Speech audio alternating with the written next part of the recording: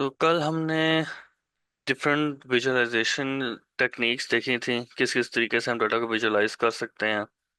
Method हमने देखे थे: bar chart, line chart, pie chart, scatter plot, histogram, box plot, heat map, bubble chart. आज हमने types देखनी है these of data visualization. These types are more theoretical than graphical. On a theory aspect हम किस किस तरह से data को विजुलाइज, किस किस तरह के डाटा को और किस किस किस तरीके से उसको विजुलाइज कर रहे हैं। So there are various different ways to visualize data, to represent it graphically, to make easier to understand. Some common types of data visualization are as follows. Quantitative visualization.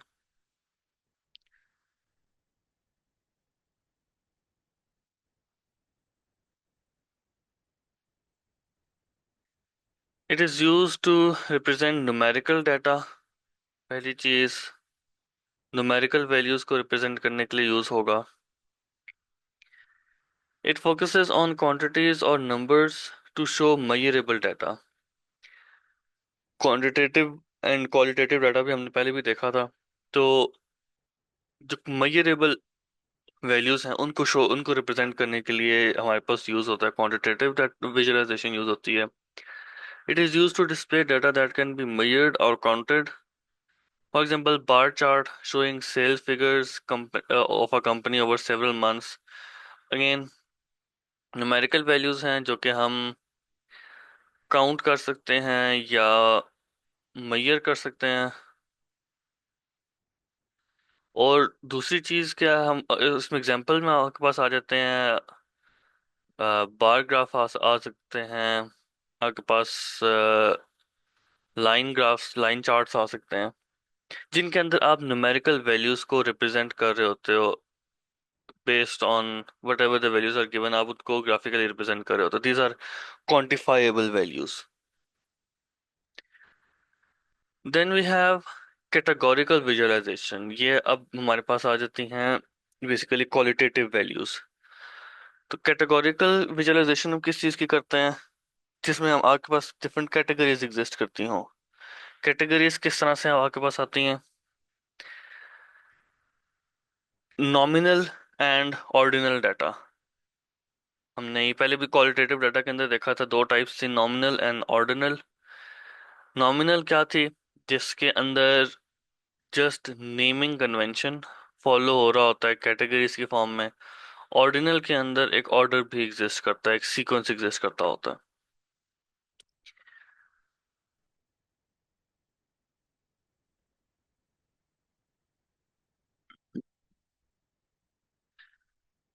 For example, a pie chart showing the market share of different companies in a specific industry. अब जब हम pie chart build करते हैं तो हम data को different categories में add कर रहे होते हैं। टू सम एक्सटेंट हमारे पास पाई चार्ट भी क्वांटिटेटिव में आ सकता है, लेकिन जो पाई चार्ट के सेक्शंस होते हैं, ये सब सेक्शंस डिफरेंट कैटेगरीज होती हैं। तो जब हम डाटा को इन डिफरेंट कैटेगरीज के अंदर अलाइन कर रहे हैं तो we are basically following categorical visualization. हम डिफरेंट कैटेगरीज के को कैलकुलेट करने की कोशिश कर रहे हैं। Temporal changes over time. Change over time किस में होते हैं? आपके पास लाइन ग्राफ चार्ट में, जहाँ आपके पास एक्स एक्सेस में टाइम चल रहा होता है और वाई एक्सेस में आपके पास कोई ना कोई डिफरेंट वैल्यूज आपके पास चल रही होती हैं। कोई भी वैल्यू हो सकती है यहाँ पे। लेट्स टेक, हमने कल एग्जांपल देखी थी मार्क्स की। तो मार्क्स ओवर टाइम किस तरह से मूव हो रहे हैं, ये चीज़ आपके पास आ जाती है।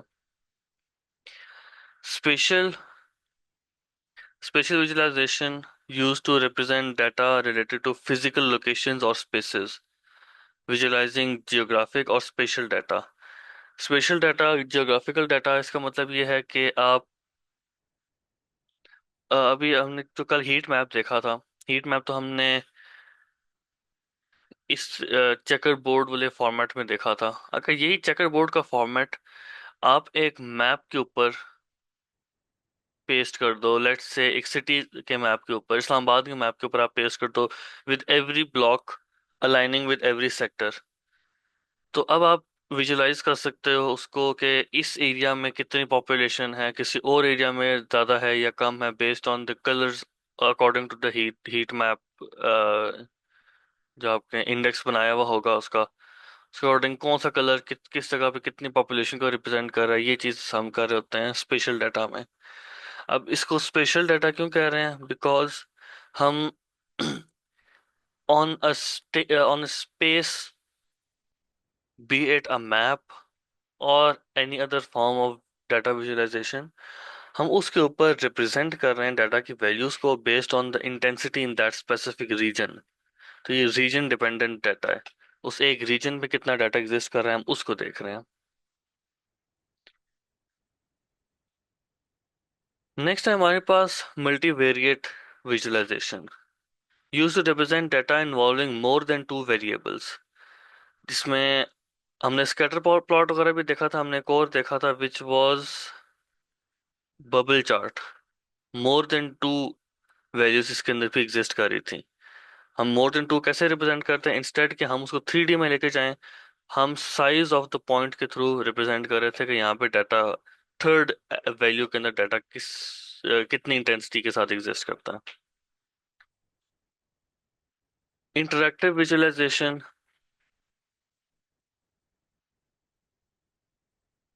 इसके अंदर क्या है? Users allows users to interact with the data through digital platforms. These digital platforms can be dashboards or filters. A dashboard helps the user to filter and manipulate data visualization। जिस तरह से आपका LMS होता है, learning management system, जो आपका APMS भी है, तो अब उसके अंदर क्या आपको शो हो रहा होगा? आपको शो हो रहा होगा कि नंबर ऑफ, अगर आप पर्सनल आप डाटा देख रहे हो तो आपके कौन सी क्लास के, कौन से एग्जाम के, कौन से सब्जेक्ट के अंदर कितने मार्क्स एग्जिस्ट करते हैं। तो ये एक कंप्लीट आपके पास डाटा एग्जिस्ट कर रहा होगा, टेबुलर फॉर्म में बेशक हो। इसमें से आप मिनिमाइज कर सकते हो डाटा को, कौन कितना डाटा आपको रिक्वायर्ड है देखना, उतना आप उसमें चेंज कर लो। सारी क्लासेस का नहीं देखना, सिर्फ एक आपने 10th क्लास का डाटा देखना है, आप उसको अलग कर लो। सब एग्जाम्स को नहीं देखना, सिर्फ और सिर्फ आपने देखना है कि सेंड अप्स में कितने मार्क्स आ रहे थे। बाकी सब्जेक्ट्स के नहीं, अगर आपने सारे सब्जेक्ट्स के बजाय आपने सिर्फ देखना है कि आपके साइंसेज में कितने आ रहे हैं। तो इस तरह से आप डाटा को मूव अराउंड कर सकते हो, डाटा को अपनी मर्जी से चूज कर सकते हो कि कौन सी वैल्यूज आप देखना चाह रहे हो, उसमें से कौन सी वैल्यूज को फिगर आउट करना चाहते हो। इसके बाद आपके पास आता है स्टैटिस्टिकल विजुअलाइजेशन। स्टैटिस्टिकल विजुअलाइजेशन में क्या है? Use to present data to show statistical properties such as distribution or correlation। Histogram, box plot, scatter plot. अब इसमें डिस्ट्रीब्यूशन ऑफ डाटा का, इसमें स्कैटर प्लॉट में ज़्यादा बेहतर अंडरस्टैंड कर सकते हैं। डिस्ट्रीब्यूशन का मतलब है कि along an ideal mean value, data किस किस तरह से आपके पास, एक्चुअल डाटा किस किस तरह से आपके पास आ रहा है। लेट्स से कि टेम्परेचर अगर हम लेते हैं, तो एक टेम्परेचर आपके पास जो एप्स में अक्सर शो हो रहा होता है, टेम्परेचर एप्स में, वो एक मीन डाटा होता है, मीन वैल्यू होती है या फिर एक्सपेक्टेड वैल्यू होती है। आज 40 डिग्री एक्सपेक्टेड है। अब जरूरी नहीं है कि हर जगह पे 40 डिग्री हो, विद इन अ सिटी भी ऐसा हो सकता है कि किसी जगह पे 35 डाटा आपके पास 35 डिग्री आ रहा हो, किसी जगह पे 45 आ रहा हो। तो अब ये डाटा के अंदर वेरिएशन एग्जिस्ट करती है। तो हम स्कैटर प्लॉट के थ्रू देख रहे होते हैं कि along a mean value, along a central point, central value, data कितना स्प्रेड आउट हो रहा है टूवर्ड्स द हायर एंड और द लोअर एंड, वैल्यूज किस तरह से मूव अराउंड हो रही हैं। Finally we have information visualization, used to present complex data sets in an easier way, often for abstract or conceptual data। network diagrams, tree maps, word clouds। आपको अगर याद हो लास्ट ईयर भी एक था कॉन्सेप्ट मैप। कॉन्सेप्ट मैप में let's say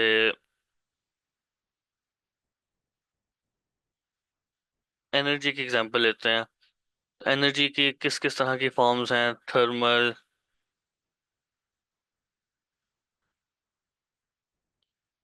या फिर काइनेटिक। काइनेटिक एनर्जी आगे से उस किन किन वैल्यूज पे डिपेंडेंट है, वो आपके मास पे डिपेंडेंट है, वेलोसिटी पे डिपेंडेंट है। तो इस तरह से जब आप एक डाटा इंफॉर्मेशन को आप प्रेजेंट कर रहे होते हो इन अ माइंड मैप फॉर्म, तो वो एक इंफॉर्मेशन की विजुअलाइजेशन होती है। इसमें the only thing being represented is relations between different values. इसी तरह से नेटवर्क डायग्राम का मतलब है कि कौन सी वैल्यूज कौन सी फिजिकल नेटवर्क डिवाइसेस कहाँ पे कनेक्टेड हैं। एक आपका सेंट्रल सर्वर एग्जिस्ट कर सकता है, वो सेंट्रल सर्वर डिफरेंट कंप्यूटर्स के साथ कनेक्ट हो रहा होगा, उन सबको रिप्रेजेंट करना, that's part of the network diagram.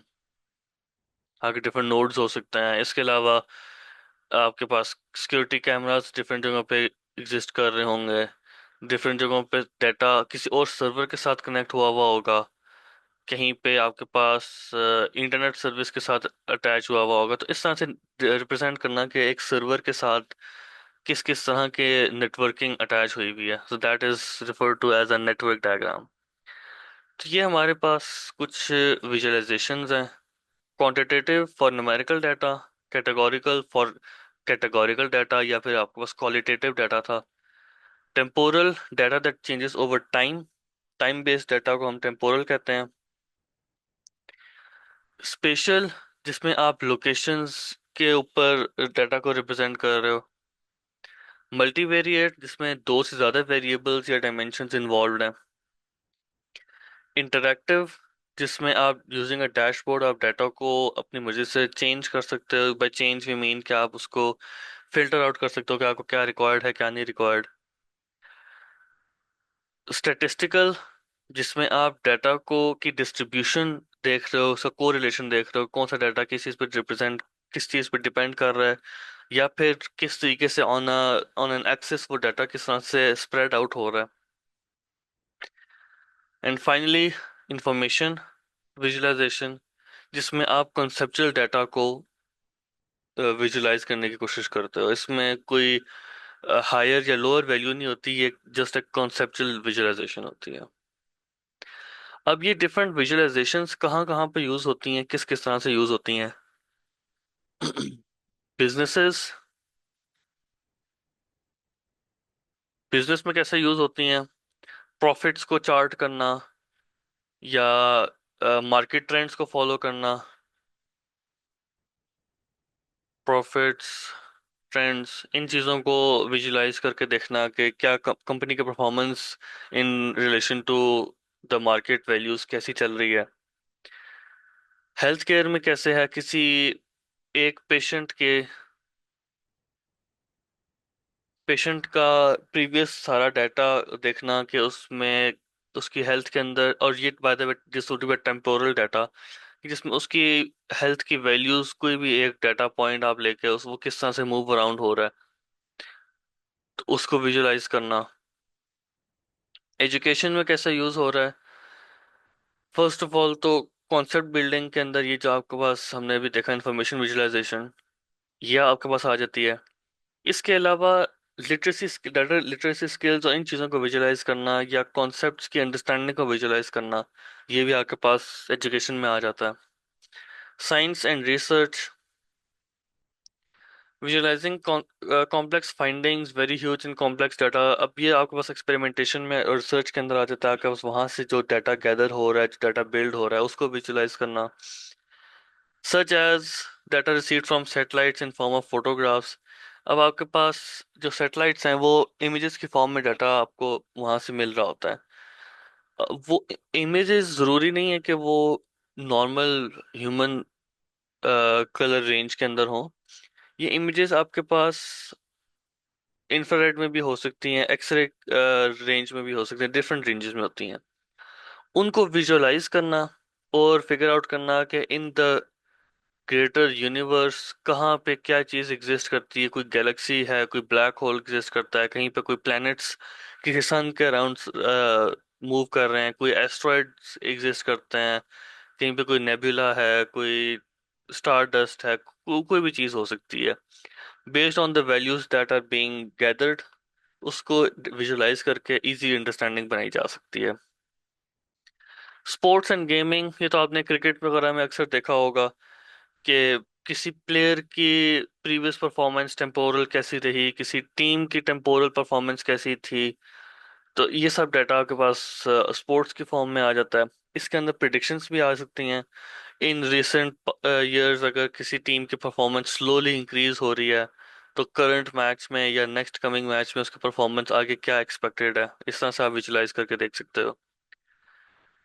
Then we have finance. Finance और market to some extent similar है। जिस तरह से हम कह रहे हैं कि बिजनेसेस के अंदर किस तरह से हम फॉलो कर रहे होते हैं ट्रेंड्स को, प्रॉफिट्स कितने थे, मार्केट वैल्यूज क्या थी, वो सब देख रहे होते हैं। फाइनेंस में भी सिमिलर चीज़ है। ट्रैकिंग पोर्टफोलियो परफॉर्मेंस, पोर्टफोलियो का मतलब है कि किस चीज़ में इन्वेस्टमेंट की हुई है, किसी एक स्पेसिफिक इंडस्ट्री में किसी चीज़ में इन्वेस्टमेंट है तो वो किस तरह से आगे मूव अराउंड हो रही है। एंड आइडेंटिफाइंग इन्वेस्टमेंट अपॉर्चुनिटीज, किसी और जगह पे इन्वेस्टमेंट में क्या हमारे पास अपॉर्चुनिटी एग्जिस्ट करती है, उसमें क्या ट्रेंड एग्जिस्ट करता है, is would it be a good thing to invest in certain business और नॉट, इस तरह की चीज़ें। Entertainment helps the entertainment industry to visualize movie performance. आपने ये सुना होगा कि बॉक्स ऑफिस में किसी मूवी ने लेट्स से 100 मिलियन अर्न किए फर्स्ट वीक में, लेट्स से 50 मिलियन अर्न किए इंटरनेशनल में, 200 मिलियन अर्न किए। अब इस सारे डाटा को विजुअलाइज करना, अब this this data is generally build in first 2 weeks of the release of a movie, तो उसमें क्या क्या आपके पास अंडरस्टैंडिंग आप बिल्ड कर सकते हो उसका। इसमें मूवी में फिर ये भी देखा जा रहा होता है कि उसमें इन्वेस्ट कितना किया गया था। लेट्स से वो मूवी बनी 400 मिलियन की है, तो अब इसमें से प्रॉफिट अर्न करने के लिए जनरली कहा जाता है कि 2 या 3 टाइम्स ज्यादा अर्निंग हो, तो 800 मिलियन फर्स्ट 2 वीक्स में अगर इतनी अर्निंग है which is 350 in this case, in this example, तो अब in a month it is expected to be 700। तो इसका मतलब है कि इन अ मंथ और टू टाइम आपके पास एक प्रॉफिट रेंज अर्न हो जाएगी। तो इस तरीके से विजुलाइज करना कि ट्रेंड्स किस तरह से मूवी की अर्निंग का ट्रेंड चलेगा। इसके साथ साथ ये भी चीजें आ सकती हैं कि करंटली कौन सी टाइप की मूवीज ज्यादा पसंद की जा रही हैं, उस डाटा को भी विजुलाइज किया जा सकता है। उसमें ज्यादा इन्वेस्टमेंट करना, उसको आगे लेके चलना, sort of thing. So these were uses of different types of data visualization। अब हम बेनिफिट्स देख लेते हैं कि हमें क्या बेनिफिट मिल रहा है डाटा को विजुलाइज करके। डाटा बाय इटसेल्फ भी तो एग्जिस्ट कर रहा था टेबुलर फॉर्म में बेशक हो, तो हमें इस तरह से उसको ग्राफिकल फॉर्म में बना के हमें क्या बेनिफिट मिल रहा है। It helps non-technical stakeholders to understand complex data and make decisions regarding their business and services।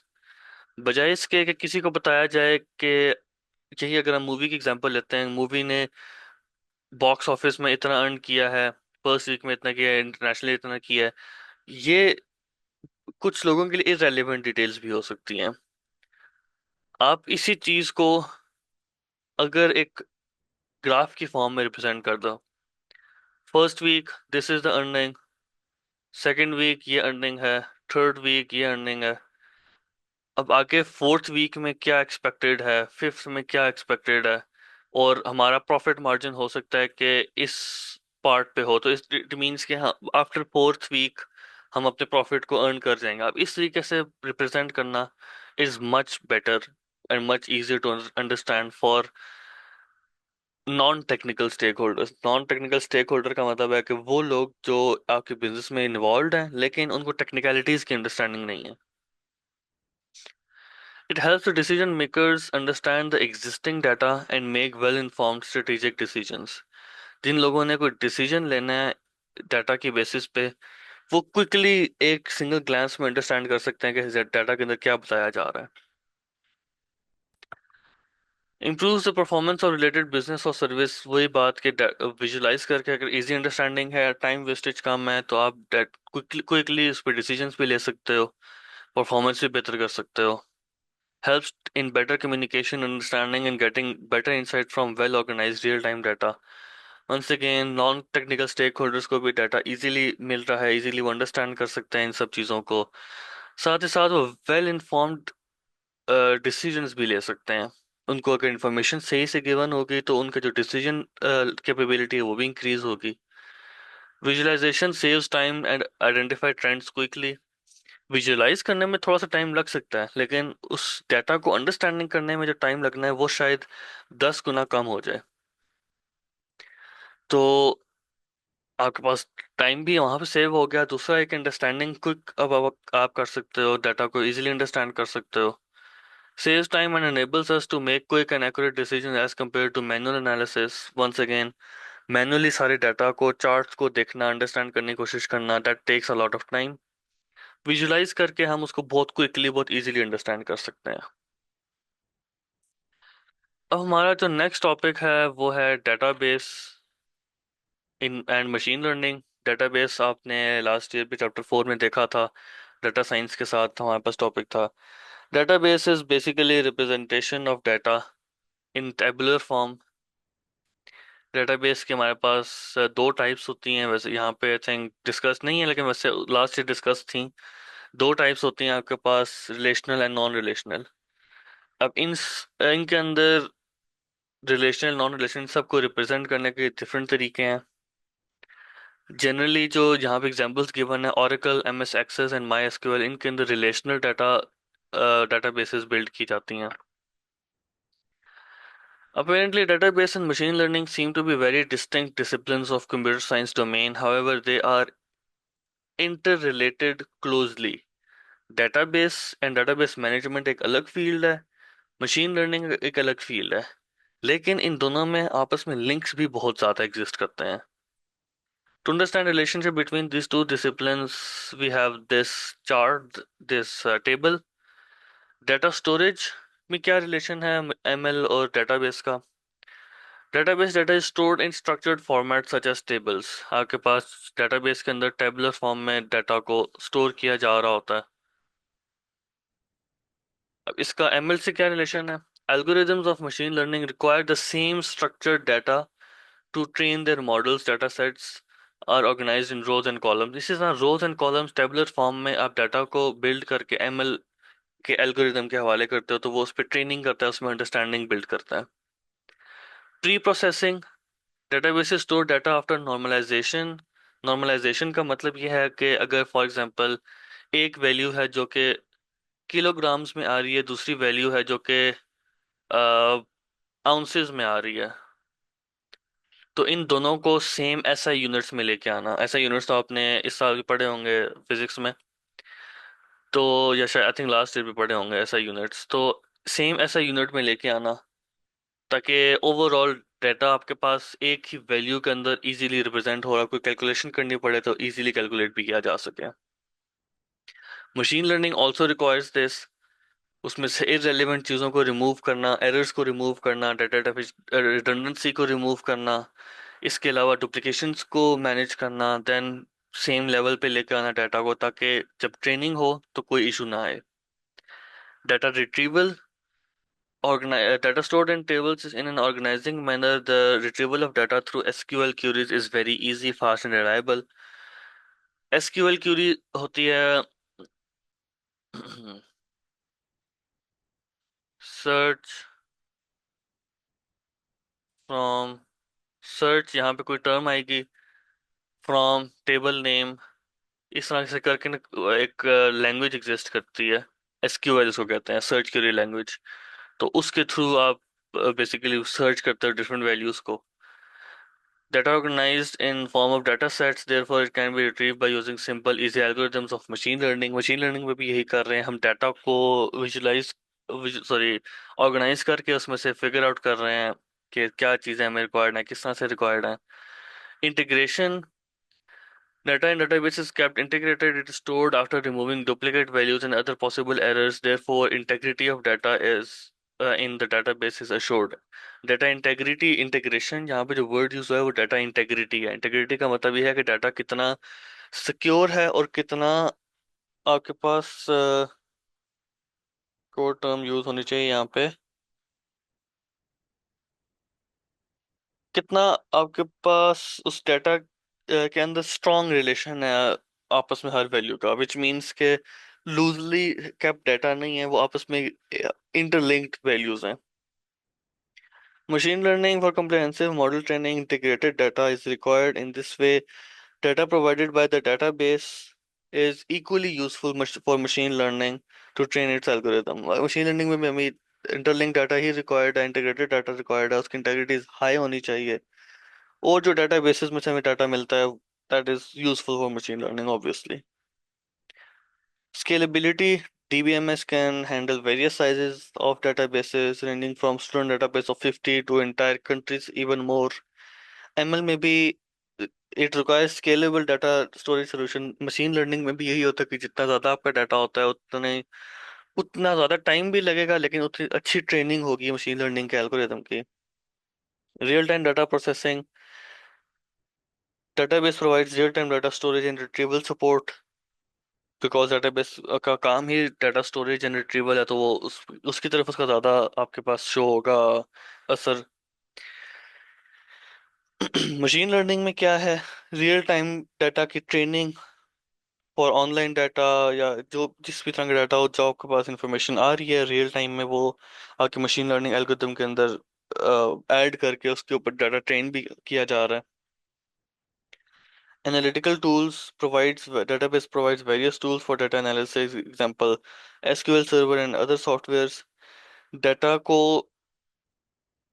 Data analysis tools का मतलब ये है कि इंफॉर्मेशन अबाउट दैट डाटा, उस डाटा के बारे में इंफॉर्मेशन गैदर करने के प्रोसेस को हम कहते हैं data analysis.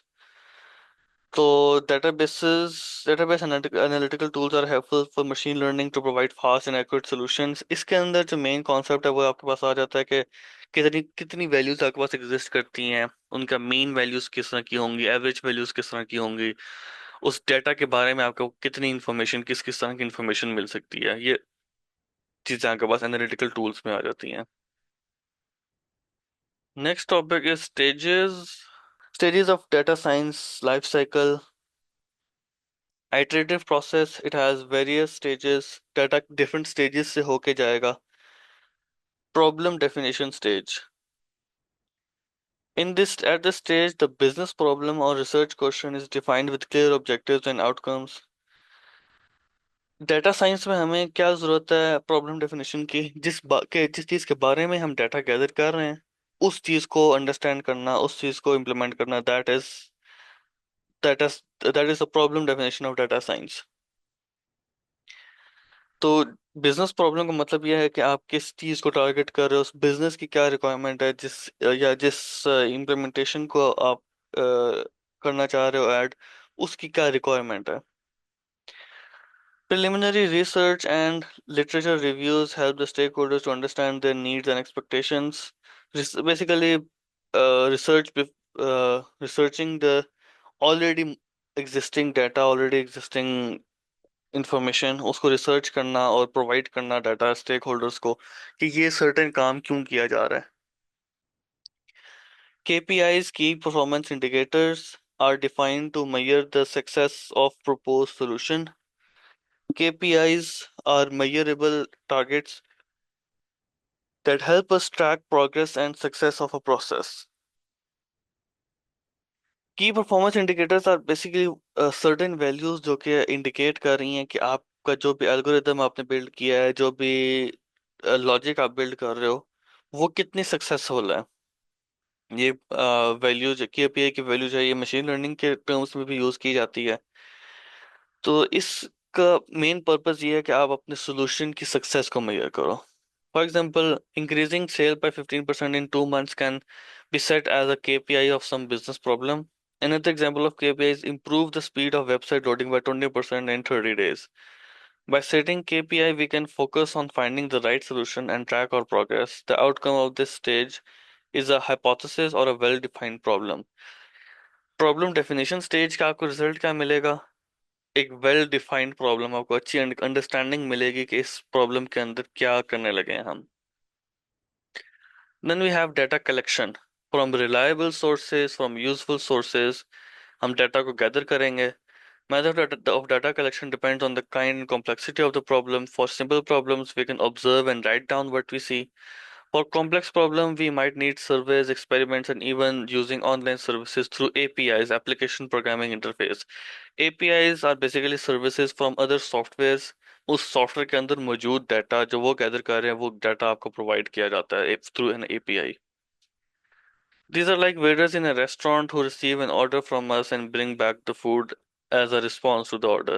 Basically data collection के स्टेज के अंदर क्या हो रहा है, डाटा गैदर करना है फ्रॉम रिलायबल सोर्सेज, एंड किस तरीके से गैदर करना है दैट डिपेंड्स कि आपकी प्रॉब्लम कॉम्प्लेक्स है या सिंपल है। सिंपल है तो ऑब्जर्वेशन हो सकती हैं, कॉम्प्लेक्स है तो एक्सपेरिमेंटेशंस हो सकती हैं, और सर्वेज एंड इंटरव्यूज इस तरह की चीज़ें भी इंक्लूड हो सकती हैं। Data cleaning also called data pre processing.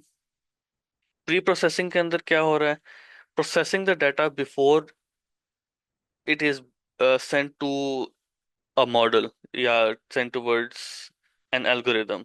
उससे पहले डाटा को प्रोसेस करना। हम कैसे प्रोसेस कर सकते हैं, क्या क्या कर सकते हैं इसके अंदर, इसमें से एरर्स को रिमूव करना, या कोई आउटलायर वैल्यूज हो सकती हैं। फॉर एग्जांपल गलत एरर के आपके मार्क्स 0 से 100 की रेंज में होते हैं, तो किसी के नेगेटिव मार्क्स लगे हुए हों या किसी के 110 मार्क्स लगे हों, इसका मतलब है कि ये आउटलायर वैल्यूज हैं, हमारी वैलिड रेंज से बाहर हैं। उन वैल्यूज को रिमूव करना, और इस तरह की डिफरेंट कहीं पर कोई मिसिंग वैल्यू है तो उसको फिगर आउट करना, बिकॉज इस तरह की वैल्यूज हैं वो हमारे फाइनल रिजल्ट के लिए प्रॉब्लम्स क्रिएट करती हैं। During this process, data is organized into easily workable format. Sometimes new features or attributes are created. New features and attributes are created. For example, आपके जो results बनते हैं तो उसमें जो एक्चुअल डाटा है वो आपके मार्क्स हैं। जो परसेंटेज और जो पोजीशन बनाई जाती है वो डाटा क्रिएट किया जा रहा होता है from existing data. Existing marks की परसेंटेज बिल्ड की जाती है, और परसेंटेज के बेसिस पे फिर पोजीशंस बिल्ड की जाती हैं।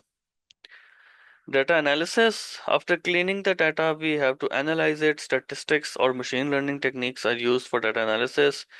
These techniques help finding patterns or important details. Patterns को find करना, important details find करना before the data is sent towards processing या modeling. उससे पहले फिगर आउट करना, डाटा को एनालाइज करना कि इसमें क्या क्या इंफॉर्मेशन मौजूद है। At this stage visualization tools like graphs और चार्ट्स कैन बी यूज्ड। अभी इस स्टेज पे हम डाटा के विजुअलाइजेशन वाला काम कर रहे हैं, डाटा को हम चार्ट करके देख रहे हैं, उसके बाद हम उसको फर्दर उसमें ट्रेंड्स फॉलो करने के लिए और एल्गोरिदम बिल्ड करने के लिए हम किसी AI के हवाले कर देंगे।